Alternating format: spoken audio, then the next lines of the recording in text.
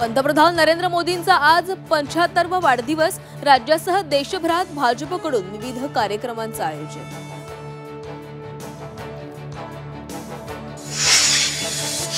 Corona काळात नातेवाईकांना कंत्राट देऊन मुंबईकरांना मारलं, मुख्यमंत्र्यांचा ठाकरे सरकारवर आसूड। तर कफन चोर कोणत्या तोंडाने मुंबईकरांचा सामना करणार, फडणवीसांचा जळजळीत सवाल।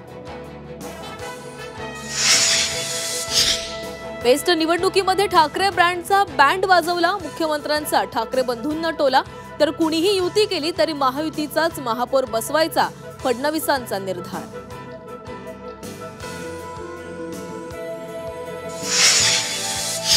30 सप्टेंबरला कफ परेड ते वरळी नाका अंडरग्राउंड मेट्रोचा शेवटचा टप्पा सुरू करणार।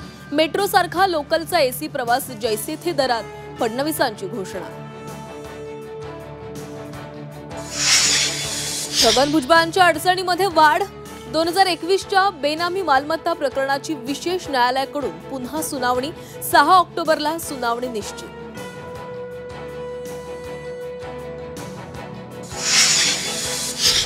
जात प्रमाणपत्रासाठी खाडाखोड केलेली कागदपत्र ग्राह्य धरणार नाही, ओबीसी मंत्रिमंडळ उपसमिती बैठकीनंतर बावनकुळेंची माहिती। तर नोंदी तपासण्यासाठी समिती नेमा, भुजबळांची मागणी। 78व्या मराठवाडा मुक्तीसंग्राम दिनानिमित्त छत्रपती संभाजीनगर सज्ज, फडणवीसांच्या हस्ते ध्वजारोहण तर विविध कार्यक्रमांचंही आयोजन।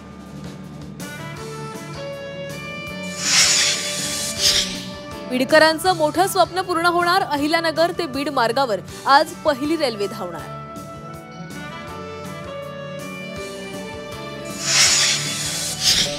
मुसळधार पावसाचा मराठवाड्याला तडाखा, 15 लाख हेक्टर पिकांचा चिखल। तर पुरात 4 बळी, मुख्यमंत्री आज मोठी घोषणा करणार का, याकडे लक्ष।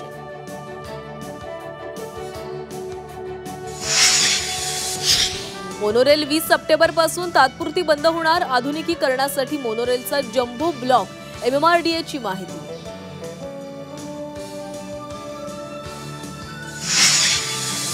कोल्हापूरच्या अंबाबाई देवीच्या मुख्य मूर्तीचं दर्शन बंद, नवरात्र उत्सवाच्या पार्श्वभूमीवर गाभाऱ्याची स्वच्छता, भाविकांसाठी सरस्वती मंदिराशेजारी उत्सव मूर्ती ठेवली जाणार।